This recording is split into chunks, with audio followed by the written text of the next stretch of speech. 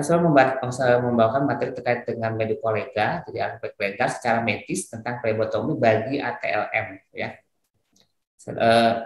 Banyak mungkin sekarang sudah mulai berkurang ya beberapa pertanyaan. Misalkan sebenarnya itu flebotomi itu kewenangan siapa atau kompetensi siapa? Sebenarnya antara kompetensi dan kewenangan sesuatu yang berbeda ya. Nah, kemudian terkait dengan penyebutan nama DPP sedang merencanakan membuat kurikulum modul ya mengacu pada KKMI, jadi namanya pengambilan darah, vena dan kapiler. Jadi tidak disebut flebotomi karena flebotomi sendiri adalah prosesnya, gitulah salah satu teknik untuk mengambil darah. Hanya kurikulumnya akan diganti sesuai dengan KKMI yaitu pengambilan darah, vena dan kapiler. Karena arteri itu sendiri ada unitnya. Ya. Beberapa pertanyaan terkait dengan medical legal flebotomi. Yang pertama adalah siapakah pelaksana flebotomi baik secara kompetensi maupun secara kewenangannya. Itu selalu menjadi pertanyaan. Namun demikian sebenarnya sekarang sudah terjawab ya. Nanti di belakang akan sampaikan landasannya bahwa flebotomi atau pengambilan darah vena kapiler sudah melekat dengan seorang ahli teknologi laboratorium. Kemudian bagaimanakah prosedur standar? Ya. Tujuan kita pelatihan atau mungkin hari ini webinar dalam rangka apa? Dalam rangka menstandarkan. Gitu ya. Ketika sudah standar, teman-teman sangat mudah sebenarnya mengidentifikasi ketika ada kesalahan. Ya kan kok bisa seperti itu? Nah, pertanyaan berikutnya adalah standarnya seperti apa sih? Gitu ya. Kemudian perlukah supervisi? Ketika sudah melekat dengan seorang ahli teknologi laboratorium medik, maka tidak perlu lagi supervisi. Ya, nanti tindakan apa yang harus supervisi? Ada beberapa, salah satunya adalah misalkan sekarang itu teman-teman terkait dengan pengerjaan PCR ya. PCR itu kan ranahnya teman-teman D4. Tapi karena kekurangan orang, maka teman-teman D3 dilatih untuk mampu itu. Nah, kaitan dengan hasilnya atau dalam pengawasan secara operasional itu tentu ada dalam pengawasan orang-orang yang memang sudah kewenangannya atau kompetensinya sesuai. Misalkan diawasi oleh teman-teman D4 yang tidak boleh sembarangan main keluarkan hasil atau selama bagaimana mengawasi proses itu berjalan dengan baik. Dan siapakah yang bertanggung jawab atas risiko yang terjadi?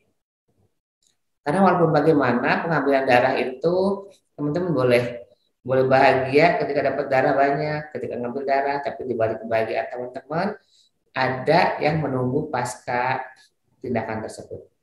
Apa minimal rendah-rendahnya hematum. Hematum apakah bisa komplain? Pasien bisa. Dan beberapa pasien sebelum diambil darah kulitnya halus tanpa ada biru-biru. Ketika udah biru-biru, bagi dia ada tampilan atau penampilan sesuatu yang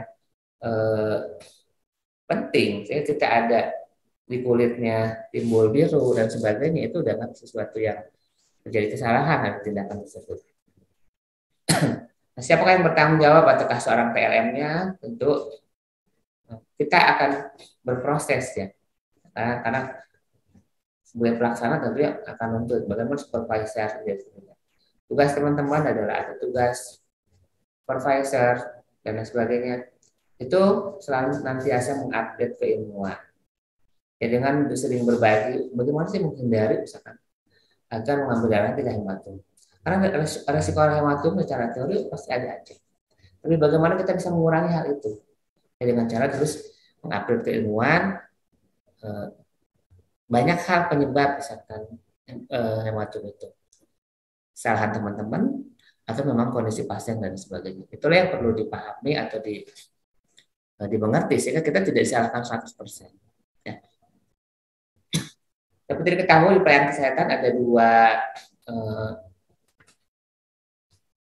apa ya, ada dua ranah. Ranah yang pertama adalah penerima layanan kesehatan. Itu isinya dari pasien atau mereka yang ingin memeliharakan kesehatan. Pasien tentu kita kategorikan orang-orang yang sakit, ya, kemudian diambil darah atau membutuhkan pelayanan kesehatan. Sedangkan yang memelihara adalah orang-orang dalam rangka ingin ketahui kesehatannya, biasanya lewat medical check up. Kemudian ada health provider, penyedia layanan, ada medical provider, itu dokter-dokter gigi, dan juga tenaga kesehatan lain. Di dalamnya ada ahli teknologi laboratorium sampai dengan tenaga kesehatan lainnya. Faktor lain adalah unsur dalam pelayanan kesehatan. Yang pertama adalah aspek keilmuan atau keterampilan. Sama-sama dipahami bahwa setiap profesi itu mempunyai keilmuan dan keterampilan tersendiri atau spesifik. Makanya banyak sekali media selalu bertanya, apakah perawat sama dengan seorang ATLM? Apakah boleh seorang pekerjaan ATLM diambil alih perawat? Kalau melihat dari aspek keilmuan tentu tidak bisa, karena setiap profesi sudah disetting keilmuannya tersendiri. Kemudian setelah itu baru ada nama etik yang mengatur bagaimana etika teman-teman dengan sesama satu profesi, dengan profesi lain atau nakes lain, dengan pasien, dengan klien dan sebagainya. Itu diatur dalam rangka harmonisasi atau dalam bekerja kita sama-sama berkolaborasi. Kemudian ada unsur lain adalah kaitan dengan yang berhubungan dengan hukum atau aspek legalnya. Baik secara administratif, nanti kaitan sanksi administratif, atau yang berbau pidana atau pidana. Semua itu bukan untuk menakut-nakutkan atau untuk memberatkan seorang tenaga kesehatan, melainkan adalah memberikan kepastian dan perlindungan hukum. Jadi kalau kita misalkan aspek legalnya ada STR, SIP, ijazah, banyak banget gitu ya. Itu diibaratkan seperti SIM-nya. Kalau kita mengendaraan mobil, mengendaraan motor, punya SIM, tentu punya kepercayaan diri tersendiri. Tapi ketika nggak punya SIM, mengendaraan di depan ada penegak hukum, sedang mengatur lalu lintas, itu seolah-olah seperti melambai-lambai suruh kita minggir. Padahal nggak juga, jadi jauh lebih tidak nyaman atau kurang nyaman. Terampil sih terampil nyupirnya, sama ambil darah juga cukup terampil, tapi deg-degan ketika saya nggak punya aspek legal ya. Karena sepandai-pandai tupai meloncat gitu, kadang ada saatnya jatuh. Nah disitulah ketika jatuh, ribuan pasien sudah teman-teman ambil dan aman, itu akan hancur hanya karena satu pasien yang teman-teman gagal dan bermasalah. Ya, profesi akan membantu teman-teman ketika seluruh aspek legal teman-teman dilengkapi dan bekerja. Aspek administratif perlu ijazah, sertifikat. Ya kalau sekarang itu untuk mendapatkan STR teman-teman harus selesai dulu, kemudian mendapatkan sertifikat kompetensi, baru dapat mengusulkan STR, kemudian berbekal STR teman-teman dapat mengurus surat izin praktek, dan yang tidak kalah penting di lapangan adalah mungkin kalau yang sudah kredensial ada SPKK, walaupun saya merasakan bahwa dengan SPKK itu gaungnya atau powernya belum sekuat SPO atau SOP. Kalau SOP pasti ketika teman-teman ngambil darah misalkan, terpaksa ngambil darah di kaki, kemudian bengkak dan komplain. Makanya pertanyaan pertama adalah, emang boleh ngambil di kaki? Ketika bilang boleh, kemudian apakah ada SPO-nya? Dilihat, jadi SPO-nya tidak mengatur itu. Walaupun boleh ngambil di kaki, tapi tidak diatur, tetap teman-teman kalah. Yang pastikan bahwa apa yang teman-teman kerjakan, apa yang teman-teman lakukan ada tertulis, ada SPO-nya. Apa yang ditulis dikerjakan. Nah, seperti itu prinsipnya.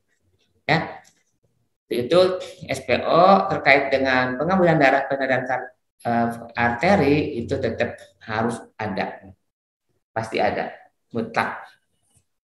Aspek pidana kaitan dengan perilaku amoral, ya, apa namanya, era COVID bagi saya adalah meningkatkan atau eranya ATLM sebenarnya. Jadi rating kalau dalam dunia pertelevisian rating ATLM itu naik, ya, adanya pandemi. Kemudian sisi lain kaitan dengan naiknya rating ATLM, kasus-kasus yang berhubungan dengan perilaku yang amoral juga naik. Nah, tentu hal yang apa namanya, selaras ya. Ketika kita melakukan aksi, maka ada yang bereaksi. Ketika kita melakukan kegiatan disanjung dan sebagainya, pasti akan ada over gitu ya. Jadi melakukan sesuatu yang di luar, yang tidak biasa. Nah, akhirnya jadi seperti itu. Kemudian pidana administratif dengan yang tadi, dan yang selanjutnya aspek perdata kaitan dengan kontrak terapeutis. Ini kalau yang ini memang kita jarang sekali, lebih banyak adalah di dokter ya. Kita pun ada informed consent tapi tidak selalu. Informed consent kita diambil pengambilan darah hanya ditanya, apakah ibu bersedia untuk diambil darah? Baik ya, kita mulai ambil darah. Ya, ini kaitan hubungan dengan pasien. Ini mengingatkan kembali terkait dengan STR atau surat tanda registrasi bahwa di Undang-Undang 36 tahun 2014 tentang tenaga kesehatan pasal 44, setiap tenaga kesehatan yang menjalankan praktek wajib memiliki STR. Sehebat apapun teman-teman mengambil darah, secanggih apapun teman-teman mengambil darah, tentu kalau nggak punya STR tadi nggak tenang. Apakah ada korelasi antara STR dengan misalkan keterampilan mengambil darah? Nggak selalu sih. Cuma kan sekarang alhamdulillah teman-teman ketika melakukan pelatihan plebotomi misalkan untuk mendapatkan sertifikat kompetensi itu wajib melampirkan STR. Jadi orang-orang yang ikut pelatihan plebotomi dan dilangsungkan dengan uji kompetensi itu biasa otomatis sudah mempunyai STR karena syaratnya adalah harus punya STR. Ya. Diberikan oleh konsil kedokteran dengan memenuhi persyaratan dan berlaku 5 tahun dan dapat diperpanjang. Ya. Setiap tenaga kesehatan dengan sengaja menjalankan praktek tanpa memiliki STR didenda paling banyak 100 juta. Itu ya. Ini teman-teman kalau sudah diketahui oleh penegak penegak hukum, ketika misalkan ada pasien curhat ya atau mengadu gitu ya bahwa merasa saya diperlakukan malpraktek. Nah, pengaduan itu kalau ditangkap oleh penegak hukum, langsung dia akan sidang. Kalau sidang itu kan nggak perlu bilang-bilang, langsung datang, kemudian cek gitu ya. Mereka kan temuin seorang TLM atau yang ambil darah tidak punya STR, habis lah teman-teman. Kena di sini ya. Hati-hati sekali lagi bukan menakut-nakutin, tapi biar kita tuh bekerja tenang, aman, tentu seluruh aspek legalnya kita lengkapi. Bagi teman-teman yang belum lengkap, Pak Telki siap untuk membantu teman-teman dari tingkat pusat, wilayah, bahkan pejabat. Pengurus-pengurus Pak Telki itu baik DPC, DPP maupun DPP itu adalah orang-orang yang apa ya, kalau istilah bilang saya itu tidak ada kepentingan kecuali fokus menguruskan anggota. Jadi pastikan teman-teman merapat pada pengurusnya. Di PMK, Peraturan Menteri Kesehatan 83 tahun 2019 tentang tenaga kesehatan, tentang registrasi, pasal 13, setiap nakes hanya memiliki satu STR jenis tenaga kesehatan. Ya, itu. Jadi kalau misalkan teman-teman D3 naik level D4, maka yang D3 otomatis mati. Jadi baik profesi yang berbeda maupun profesi yang sama. Dulu boleh, misalkan bidan jadi perawat, punya 2 STR, sekarang nggak boleh, harus milih. Kemudian di satu profesi pun levelnya mau yang mana, udah 3 atau yang udah 4 ya. Itu bahkan yang lain. Siapakah pelaksana plebotomi? Saya menggarisbawahi dari terkait dengan tenaga kesehatan. Siapakah tenaga kesehatan? Sesuai undang-undang, tenaga kesehatan minimal diploma 3. Jadi semua yang bekerja yang bersentuhan dengan kita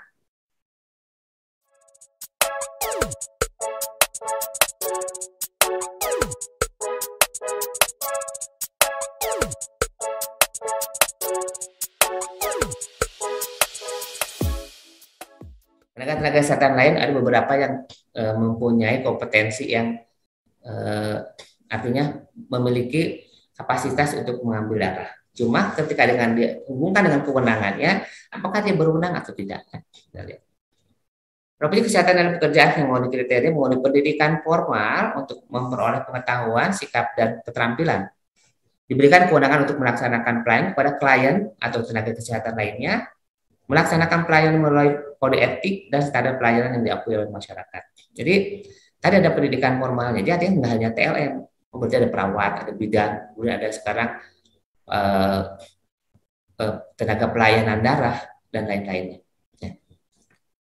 Ini tenaga kesehatan harus memiliki kualifikasi minimum. Tadi sampaikan di awal, setiap profesi punya kekhasan, kespesifikan. Ya, TLM sebagai lebih ke bagaimana melaksanakan indikatornya, melaksanakan atau melakukan tes. Ya, kemudian mengambil spesimen, sedangkan perawat kan lebih banyak ke asuhan perawatan dan sebagainya. Kemudian tenaga kesehatan berwenang untuk menjalankan pelayanan kesehatan, kewenangan untuk menyelenggarakan pelayanan kesehatan yang dimaksud oleh satu sesuai dengan bidang keahlian yang dimiliki. Jadi jangan coba-coba, memang sih ada beberapa ya kita tuh pintar PLN itu.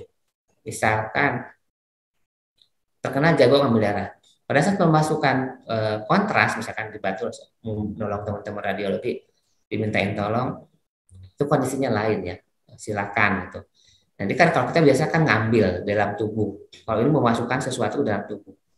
Berarti persis teman-teman kalau disuruh, misalkan tolongin dong, kamu kan jago ngambil darah, bisa memasukin vitamin C. Oh, sama-sama nusuk di pena sih. Cuma kalau yang ngambil darah kan mengambil. Tapi kalau misalkan vitamin C memasukkan ke dalam tubuh. Itu sesuatu yang berbeda. Jadi hati-hati juga ya. Nah ini flebotomi untuk secara kompetensi teman-teman dapat melalui pendidikan ataupun pelatihan. Nah sekarang di kurikulum flebotomi atau pengambilan darah pena kapiler sudah ada di kurikulum. Berarti untuk mencapai kompetensi teman-teman itu pendidikan jalurnya. Nah, untuk yang sudah bekerja, kita sering kan mengadakan kegiatan premo atau pengambilan darah pena kapiler itu dalam rangka apa? Meningkatkan kompetensi melalui pelatihan. Alhamdulillah dengan kita sudah punya gedung tersendiri, walaupun mungkin teman-teman jauh sana, yang mudah-mudahan merupakan tempat ya, tempat untuk salah satu sarana untuk meningkatkan kompetensi ATLM. Jadi kita mungkin tidak perlu harus menyewa hotel ya, kita bisa melakukan di sini. Kita ada sekalian promo aja, ada 4 lantai, jadi yang besar itu kelas besar ada di lantai 3 dan lantai 4, sedangkan yang lain-lainnya misalkan hanya untuk meeting atau untuk diskusi ada di lantai 2 sama di lantai 1, meeting room ya.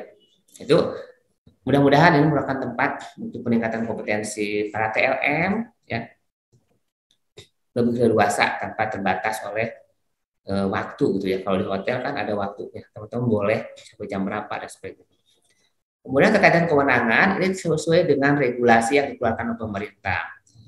TLM saat ini mengacu pada PMK 42 tahun 2015 bahwa di situ tentang izin penyelenggaraan praktek ahli teknologi laboratorium medik, di dalamnya ada kompetensi pengambilan darah.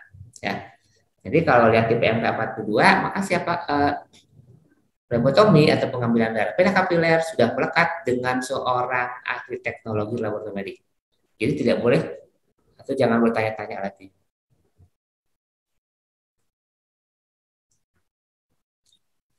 Tenaga kesehatan yang dimaksud dalam pasal 23 harus memenuhi ketentuan kode etik, standar profesi, hak pengguna layanan kesehatan, standar pelayanan, dan standar prosedur operasional. Ketentuan mengenai kode etik dan standar profesi ada di organisasi profesi. Silakan buat teman-teman anggota yang belum tahu standar profesi dan kode etik, silakan untuk merapat ke pengurus, dibaca-baca ya, gitu artinya biar kita tahu ya.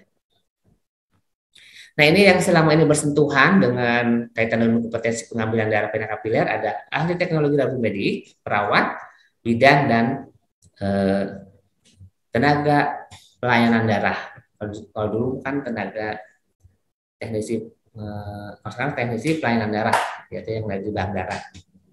Secara kompetensi mereka bisa atau bisa melakukan pengambilan darah, namun secara kewenangan tadi saya belum melihat ya, perawat apakah mengatur hal itu, bidan mengatur hal itu, tenaga transfusi darah akan mengatur kaitan dengan standar profesinya.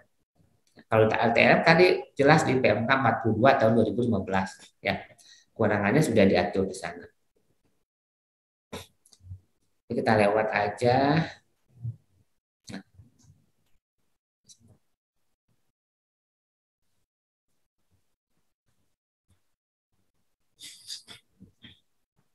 Kewenangan flebotomi sampaikan bahwa sebenarnya aslinya nih tindakan medik melakukan intervensi tubuh yang menyebabkan efek samping dari alat medis tersebut itu merupakan kewenangan dokter.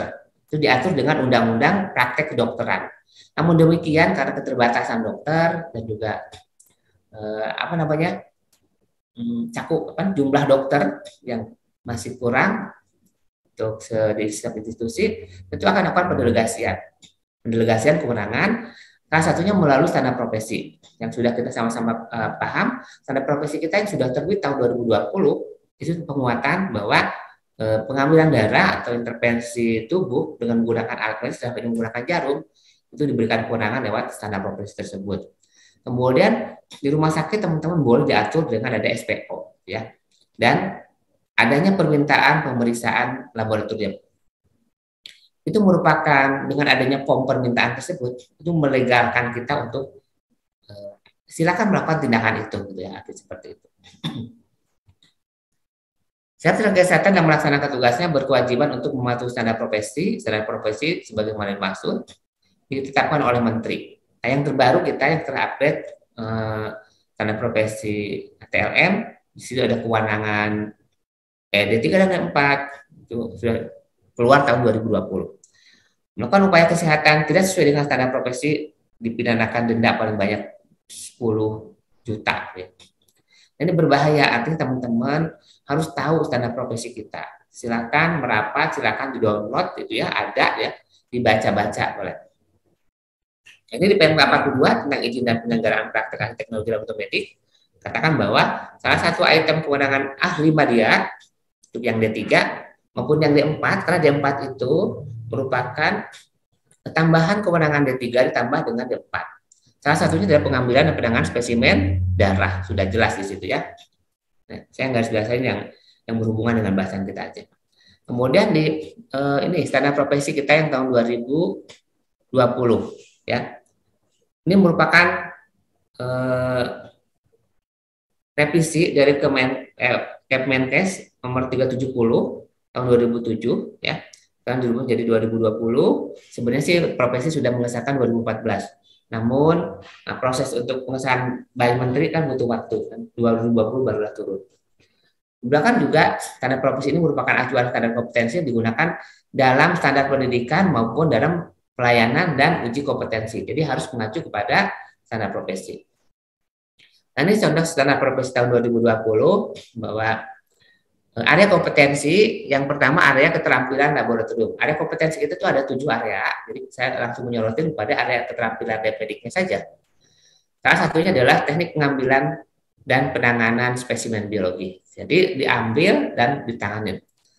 Makanya kenapa ada pelatihan plebotomi khusus? Karena plebotomi tidak hanya sebatas teman-teman mampu melakukan pengambilan darah secara benar, gitu ya, tapi juga penanganannya harus bisa. Pasca pengambilan darah harus diapain, harus seperti apa. Jangan sampai sudah diambil susah-susah, pada penanganannya nggak benar, lisis dan sebagainya, akhirnya darah tidak bisa dipakai. Hanya menjadi komprehensif pengetahuan seorang plebotomis, orang yang mengambil darah itu tidak hanya sebatas mengambil, tapi juga menanganin juga harus mampu. Ya. Bahkan salah satu isi CLSI tahun 1988 salah satunya adalah bagaimana menjaga integritas sampel. Jadi integritas itu kualitas sampel dari mulai diambil kemudian sampai diperiksa itu kualitasnya sama, tidak boleh berubah. Ya, kalau misalkan berubah, contoh kayak ini, pengambilan darahnya kelamaan, gitu. Misalkan kelamaan, jadi akhirnya berubah, tidak sesuai dengan kondisi saat itu contoh. Karena teman-teman ketika ngambil urin ibu, bawa urin sendiri misalkan, atau bawa PC sendiri. Ini pengambilannya jam berapa ya Bu? Oh tadi subuh, sekarang udah siang. Itu kan ngaruh. Disimpan di luar atau di mana? Kalau simpan di kulkas oke, tapi kalau di luar kan pasti banyak perubahan. Ya hal-hal seperti itu. Jadi harus mampu, bahkan kita sepakat bahwa kita boleh menolak sampel ketika tidak sesuai dengan persyaratan. Ini kemampuan, ini kaitan dengan yang harus teman-teman capai. Pengambilan darah pena dan kapiler saya garis merahin, itu hanya membedakan pena dengan arteri, sedangkan kapiler itu kan kapiler dan pena sama-sama 4. Sedangkan kapiler arteri itu 2. Apa artinya 2, 4, 1, bahkan 1, 2, 3 sebenarnya. 1, 2, 3, 4 itu artinya apa? Kita lihat bahwa 4 keterampilan medik teman-teman, kalau 4 itu tampil melakukan secara mandiri. Jadi tanpa pengawasan, teman-teman harus mampu. Makanya pengambilan darah pena dan kapiler itu harus bisa gitu.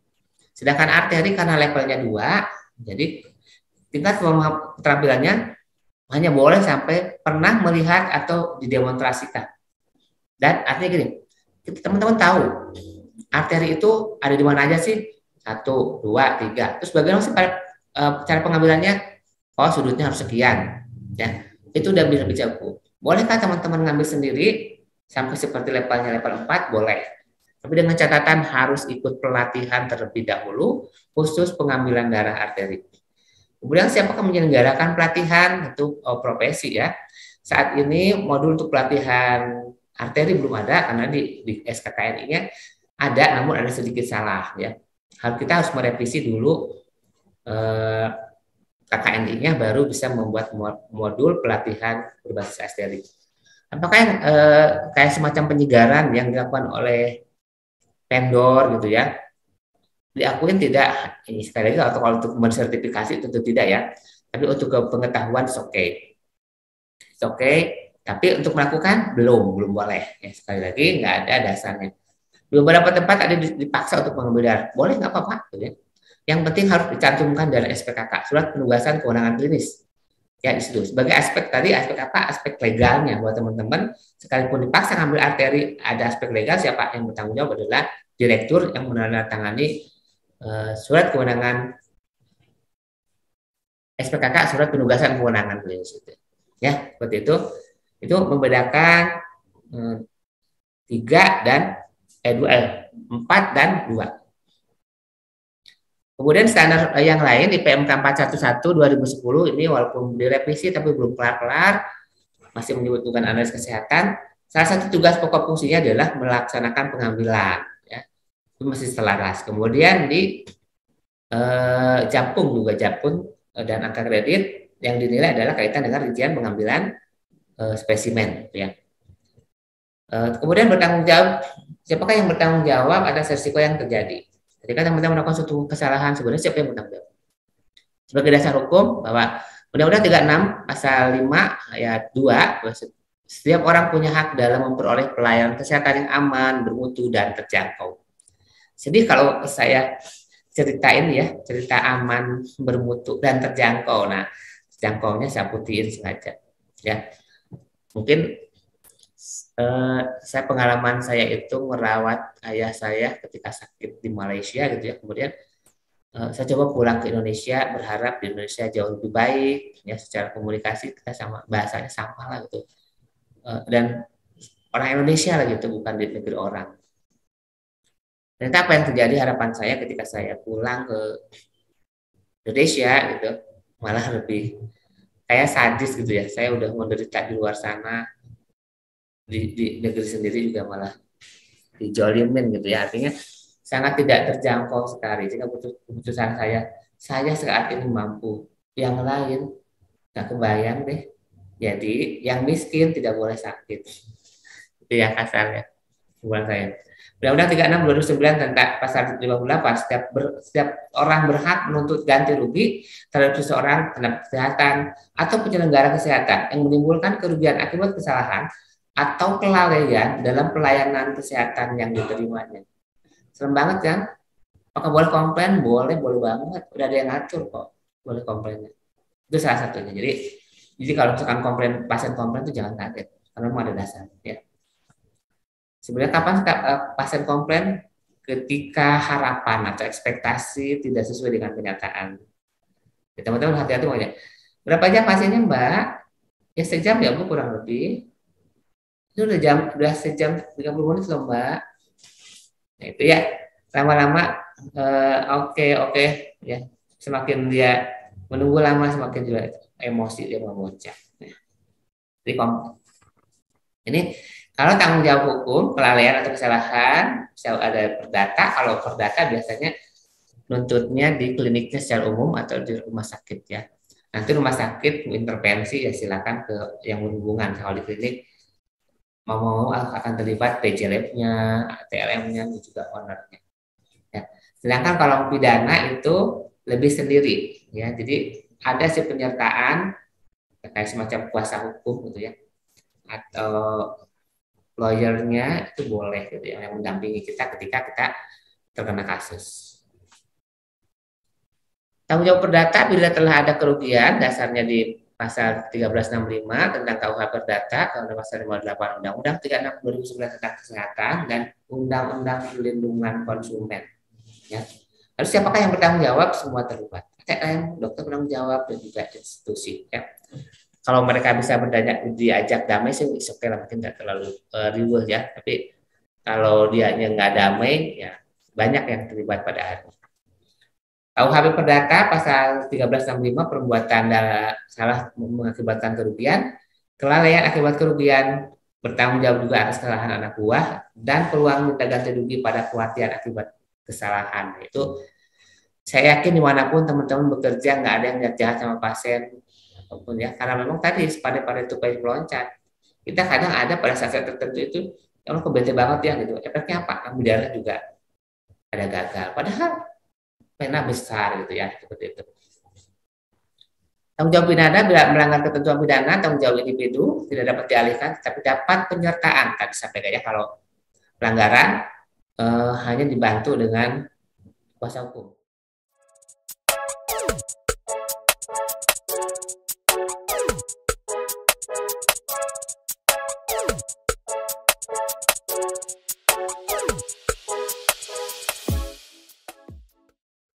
Kemudian diatur oleh KUHP dan lain-lain, prosedurnya peradilan berupa sanksi tertentu. Contoh yang kasus pidana umum adalah pembohongan, keterangan palsu, penahanan pasien, kemudian pelecehan seksual, membuka rahasia kedokteran tanpa hak. Jadi kita nggak boleh tuh. Artinya gini, maka kalau misalkan kita pasien nanya hasilnya gimana ya Mbak gitu. Ya itu sebatas kita aja. Kalau teman-teman lebih baik sarankan nanti ke dokter aja ya Bu, kasusnya atas permintaan sendiri gitu ya. Itulah menjadi dilema teman-teman menjelaskan sesuai kemampuan teman-teman aja, biasanya membandingkan dengan nilai normal ya. Jadi itu kemudian perlindungan hukum tenaga kesehatan berhak mendapatkan imbalan dan perlindungan hukum dalam melaksanakan tugas sesuai dengan profesinya. Ini Undang-Undang 36 tahun 2009 pasal 27 ayat 1. Nah, alhamdulillah teman-teman sekarang kita di Kementerian Kesehatan ada namanya di Dirjen Nakes, ada di Direktorat Pengawasan dan Perlindungan. Ya, itu salah satunya yang kemarin mungkin Google Form yang sudah di-share ya. Nah, memang salah pengawasannya dimulai STR dan SIP dan juga di situ terkait dengan upah. Jadi kalau yang bermasalah dengan upah, alhamdulillah sekarang ada payungnya di Kementerian Kesehatan, itu akan segera dibantu ya. Tapi teman-teman sekali lagi harus bekerja sesuai dengan SPO dan aspek legalnya lengkap. Perlindungan hukum diberikan pada tenaga kesehatan yang melaksanakan tugas sesuai dengan standar profesi tenaga kesehatan. Hak mendapatkan perlindungan hukum dalam melaksanakan tugas sesuai dengan profesinya masing-masing. Jadi tidak boleh melakukan bukan profesi kita. Itu barangkali sebagai yang pertama ya, kaitan dengan legalnya buat teman-teman ya.